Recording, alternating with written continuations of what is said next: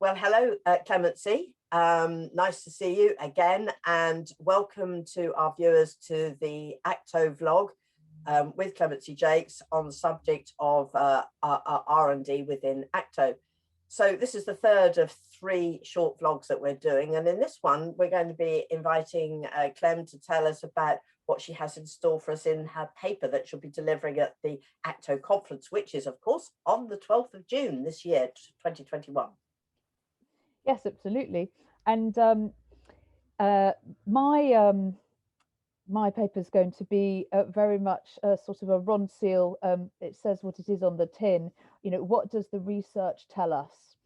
I'm going to give an overview of the seminal research papers that have been produced over the years, going back, you know, to some historical research and then to some more current research, and discussing different various themes such as therapeutic alliance, you know, modalities, you know, any kind of meta-analyses that have been done, to give a really broad overview of what there is, so that people that, you know, listen to the paper have a really good understanding of the basics of the evidence base that's already out there.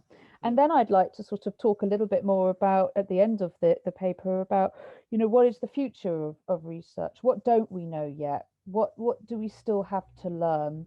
How can we put into practice this research, this knowledge that we get from the research? How can that be applied? And that's basically what the talk's going to be about.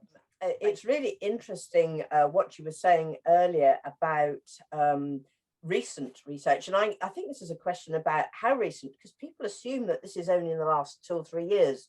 And actually, the Samaritans were doing internet-based therapy, email therapy with suicidal men back in the early 90s. Simon Armstrong spoke at the Suicide and the Murderer's Self conference at St George's Hospital Medical School on that very subject in the early 90s. Kate Anthony did her doctorate in on the subject of online therapy in 1993.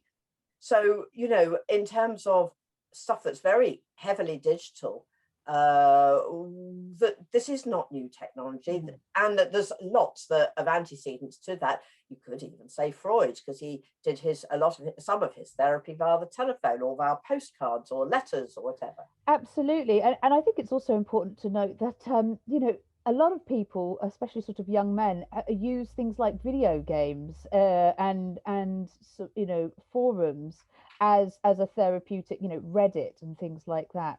And there has been a lot of research that's been done into video games, and people saying that's lots of negative effects, but it has a lot of positive effects too. So that research has been going on for quite some time as well. So although the research has certainly this year been very sort of based on video therapy and you know, how you know, effective that's been, and there's going to be just a glut of more research that's going to come out in the new published. That's going to be from this last year. I think you're right. A lot of the research around online therapy has been about video therapy. I think about Susan Simpson, who's done a lot of work and meta-analysis, and I know there's a new paper out by her. But her, you know, I'm frustrated because video therapy is only one format.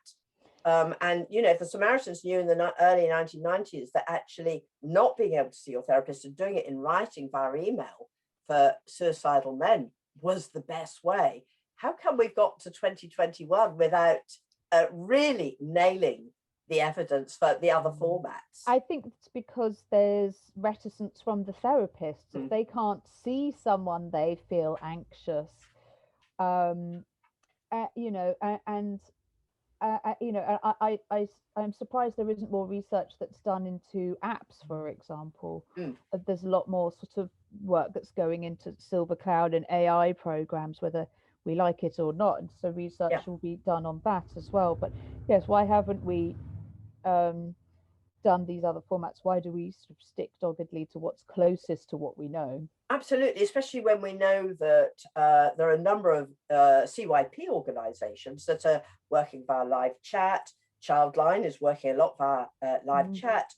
and yet I wonder if it's we want to stick to what is familiar, and we find it difficult.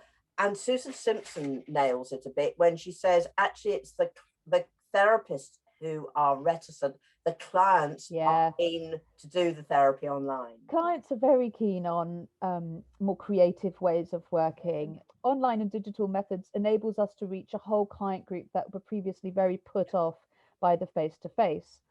And what's important is that we can offer more choice, but us as therapists, we need to be okay with offering more choice as well. Yeah.